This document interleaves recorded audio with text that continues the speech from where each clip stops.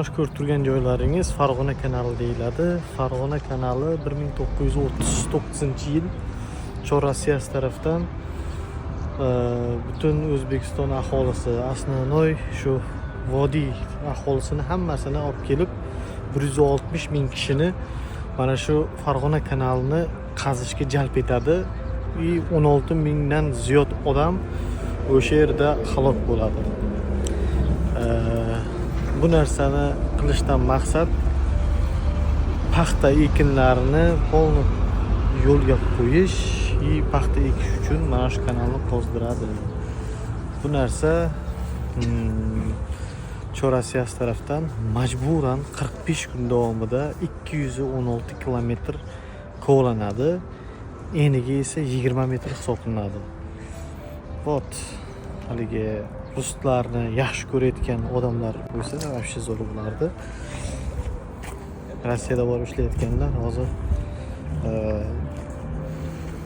rus xalqini juda bir osmonlarga ko'taradi. Aslida bizlarni esa o'zbeklarni ular chorni sifatida ko'rishadi, qul sifatida. Nima deymiz? Salgina fikrlaringizni kengroq o'ylasalaringiz, mana shu rusparvarlar bu narsani tarixni o'qisalaringiz ancha o'zlaringizga kelasizlar. Tarix bo'lish kerak. Da.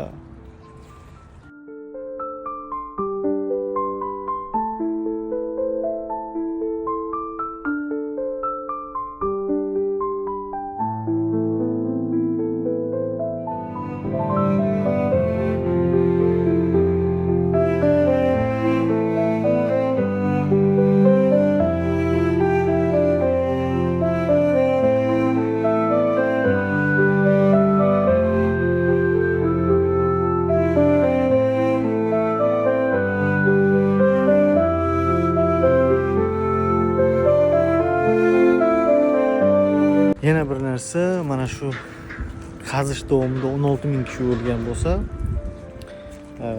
endi yaxshilik bilan qilinmagan-ku.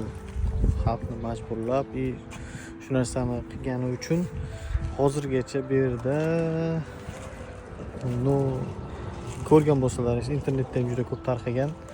Mana Farg'ona kanalida nechta o'lik topilgan. Endi menimcha juda ko'p ko'rganman bu narsani. Hatto bu oyiga bitta yo ikkita o'lik yerdan topilsa kerak.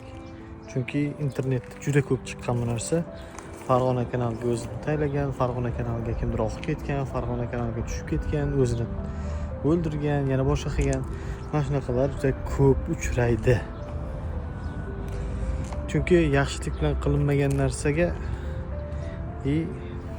dal shunaqa bo'lish ehtimoli yo'q emas. Bizni kuzatib boring, qiziqarli ma'lumotlar sizlar uchun yetkazamiz. Hammaga rahmat.